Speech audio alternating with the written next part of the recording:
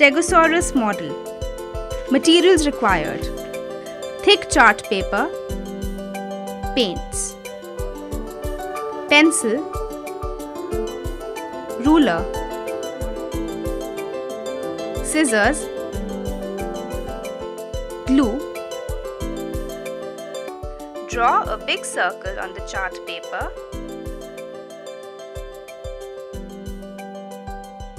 Draw a line to make two semicircles.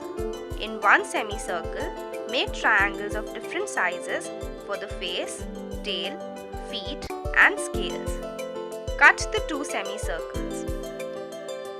Cut the triangles drawn in one of the semicircles.